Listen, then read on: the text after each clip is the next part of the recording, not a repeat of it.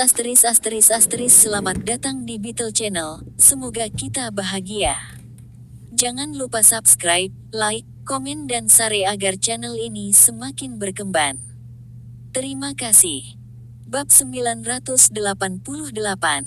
Dengan kata lain, pasar Sunrise mencapai sepertiga dari penjualan global kami, Jasper menyimpulkan dengan sedikit cemberut. Chad mengangguk dan menjawab dengan sungguh-sungguh, ini akan sangat merugikan kita jika tidak terkendali, Tuan Lain. Kami harus menyelesaikan masalah ini dengan serius dan cepat. Tidak ada yang harus dipecahkan.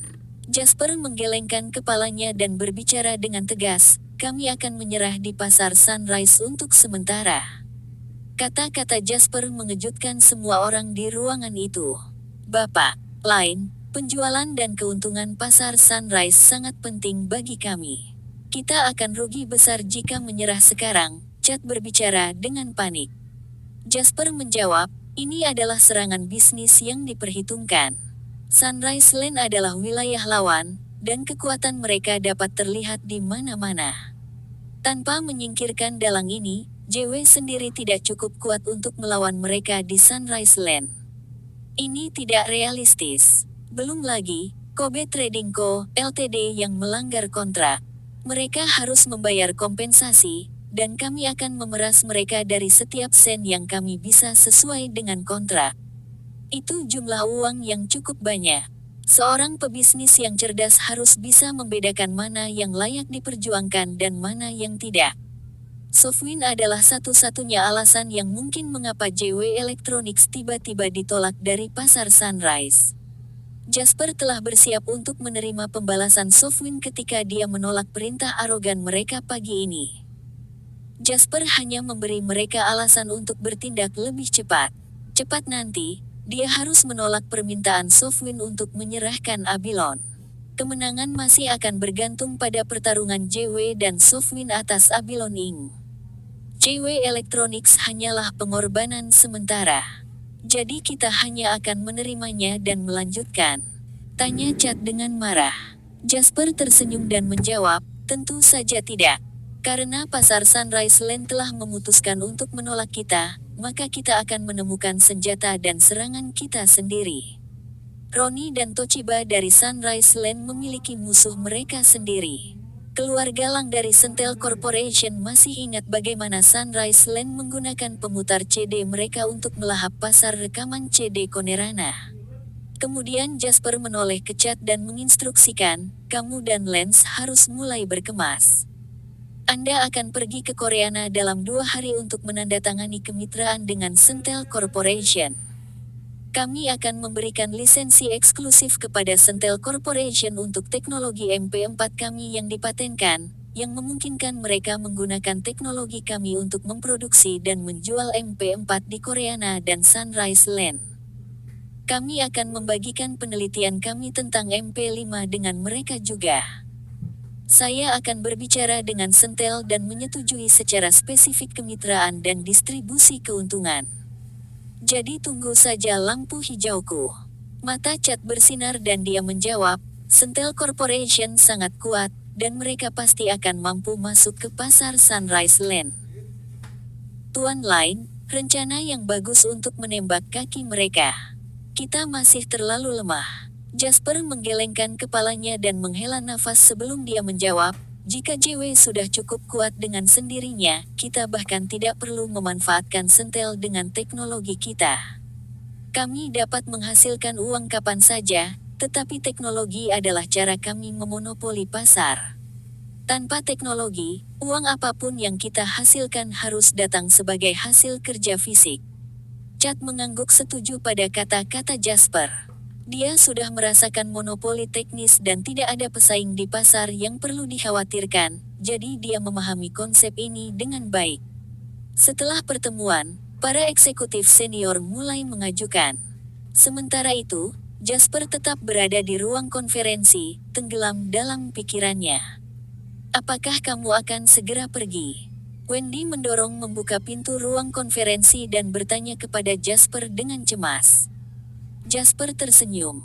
Kamu bisa kembali dulu, Aku masih perlu menghubungi peringkat yang lebih tinggi dari Sentel Corporation di Koreana.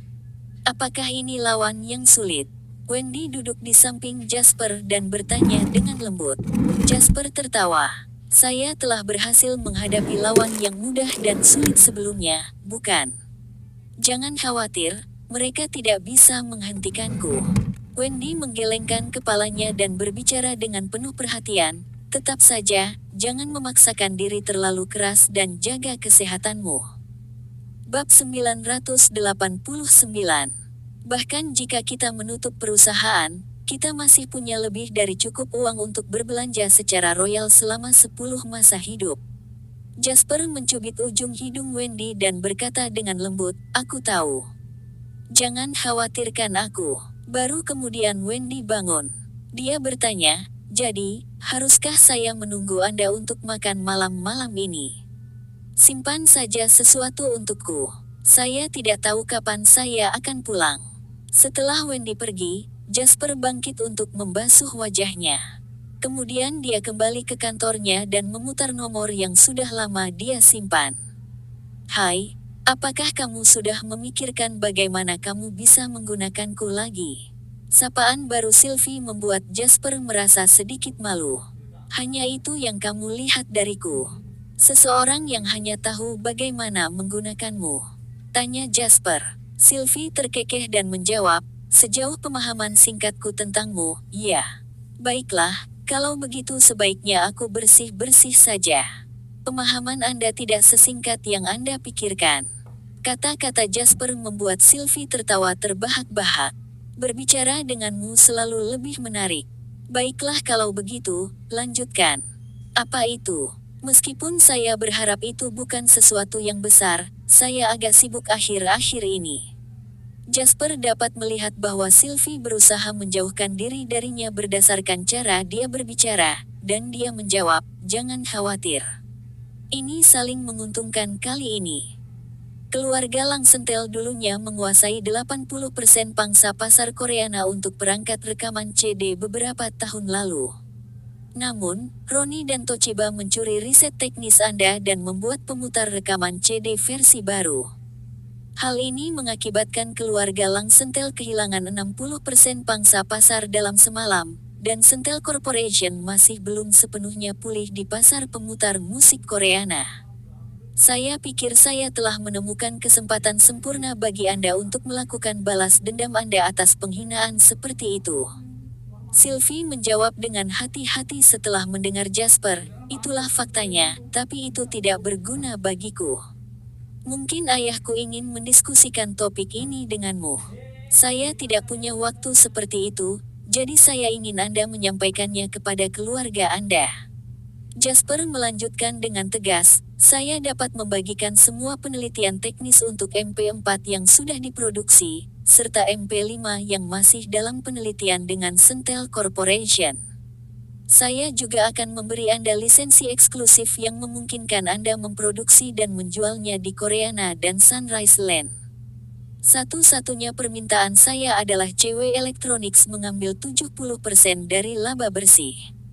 Saat dia berbicara, Jasper tidak tahu bahwa Sylvie telah belajar di Presiden Kit Sentel Corporation. Kakek Sylvie, kepala keluarga Lang, saat ini belajar sejak panggilan tersambung. Sylvie juga memiliki panggilan di speakerphone, jadi Kit mendengar semua yang dikatakan Jasper, kata demi kata. Bab 990. Sylvie melirik kakeknya. Dia memperhatikannya mengangguk dan menggelengkan kepalanya sebelum dia berbicara, "Kamu benar-benar pria yang pintar. Anda tidak memiliki lawan di sini di pasar Koreana, juga tidak ada orang di sini yang melakukan sesuatu kepada Anda. Namun, Anda menambahkan Sunrise Land ke dalam negosiasi Anda, jadi saya kira Anda mengalami masalah di sana. Itu masalah yang harus saya tangani. Yang perlu Sentel pertimbangkan adalah apakah kontrak ini cukup menguntungkan bagimu." Jasper berbicara dengan acuh tak acuh. Sylvie tersenyum dan menjawab, 30% tidak cukup, saya ingin setidaknya 50. "Kupikir kamu tidak tertarik dengan bisnis keluarga, Putri Sylvie." "Ini tidak terlihat seperti tidak menarik bagi saya," komentar Jasper. Sambil terkekeh, Sylvie menjelaskan, saya masih anggota keluarga. Sudah sewajarnya saya memperjuangkan manfaat terbesar bagi keluarga saya. Kamu dan aku sangat menyadari situasi di sini, jadi mari kita mundur selangkah, Jasper berbicara. Sylvie menatap Kit lagi. Kit, dengan kepala penuh warna putih yang disisir rapi, perlahan mengambil The Black Theory dan mengangguk dengan mulus. Sepakat, hebat. Orang-orangku akan terbang ke Sela besok. Menutup telepon, Sylvie meletakkan dagunya di telapak tangannya dan menoleh ke kakeknya. Saya pikir Anda akan mengatakan tidak, kakek. Mengapa saya menolak sesuatu yang bermanfaat bagi keluarga? Baik itu MP4 atau MP5. Kedua produk ini ada di pasar kecil. Tidak masalah jika kita menang atau tidak. Tapi para Sunrisers itu terlalu kurang ajar. Tidaklah bijaksana untuk melepaskan kesempatan untuk membalas dendam atas apa yang telah mereka lakukan saat itu. Apa yang ada dalam pikiran keturunan Somer, Jasper, tidak menjadi perhatian kita. Tatapan Kit jatuh pada buku saat lelaki tua itu tiba-tiba tersenyum, kita bisa mengundangnya makan jika ada kesempatan di masa depan. Jika ada, dia memiliki wawasan yang kejam tentang berbagai hal. Dia memulai dengan alasan yang tidak bisa kami tolak, dan itu saja yang patut dipuji. Peluang. Peluang apa yang bisa membuat keturunan Somer makan bersama kita? Sylvie bertanya dengan santai. Ketika dia menjadi orang terkaya di Somerland, kemudian dia akan memiliki kesempatan dan kualifikasi. Keesokan harinya, Jasper mengirim Chad dan Lance untuk menandatangani kontrak di Koreana, serta menyambut Eko dan Yona dari Waterhoof City. Sebuah Benz hitam tiba di pintu masuk Southwest River Tower dan Eko turun dengan Yona di belakangnya. Ekspresi Eko menjadi gelap ketika dia menyadari bahwa orang yang menyambutnya bukanlah Jasper, tetapi seorang pria dari Amerika Serikat yang berusia 50-an. Menyadari perubahan sikap atasannya, Yona melangkah untuk berbicara dengan Malcolm. Di mana Jasper? Senyum Malcolm langsung memudar ketika dia mendengar Yona menyebut Jasper dengan nama tanpa melampirkan gelar hormat, dan dia menjawab dengan acuh tak acuh. Dia orang yang sibuk. Dia sedang menunggu kalian berdua di lantai atas sekarang. Apakah ini cara Anda memperlakukan tamu Anda? Yona mengejek dan bertanya, apakah ini caramu menyambut kami para Sunrisers yang mulia? Malcolm melirik Yona seolah yang terakhir itu idiot dan menjawab, sejak kapan Sunriser bisa dipertukarkan dengan bangsawan? Dan apakah Anda mendiskriminasi keturunan Somer di Somerland? Ketika dia mengatakan ini, komentar Yona yang tidak peduli tiba-tiba menjadi sangat penting. Ini akan menjadi masalah besar jika tersiar kabar. Seperti yang diharapkan, ekspresi Yona langsung berubah. Bersambung, terima kasih telah menyaksikan dan mendukung channel ini.